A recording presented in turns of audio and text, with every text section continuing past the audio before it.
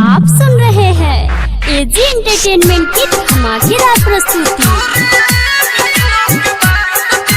गोलू बाबू, गोलू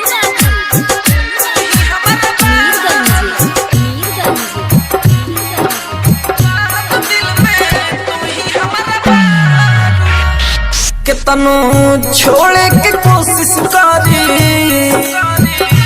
कितनो छोड़े के कोशिश करी, छुटत नहीं खदारू। दूर भइलू के बाद दिल में तू ही हमारा बारू। दूर भइलू के बाद दिल में तू ही हमारा बारू। कितनो छोड़े के कोशिश करी, कितनो छोड़े के कोशिश करी, छुटत नहीं खदारू।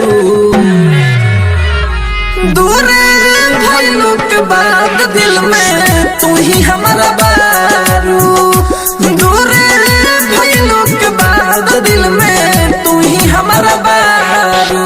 गोलू बाबू, गोलू बाबू, मीरगंज,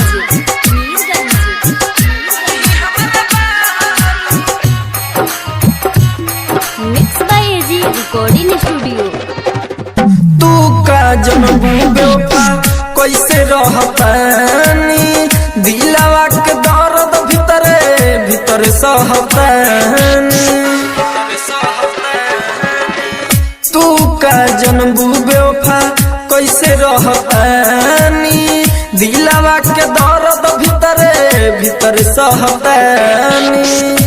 तू तो हंसतारू हमके,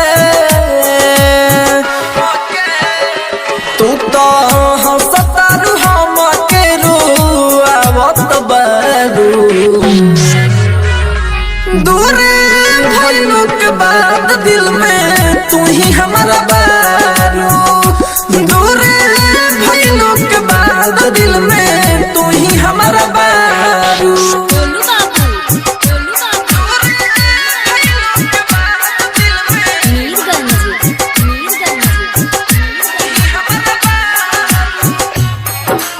एजी एंटरटेनमेंट की धमाकेदार प्रस्तुति।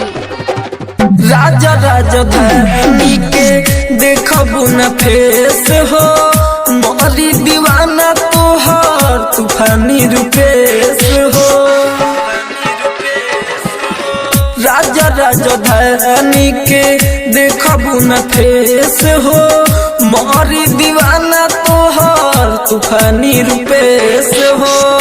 प्रेमी विदेशी बिक बिहारी से, प्रेमी विदेशी बिक बिहारी से जरतारू।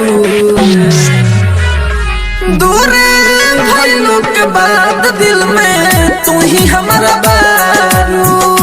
दूर भइलू के बाद दिल में तू ही हमारा बारू। AG recording studio Roshanpur.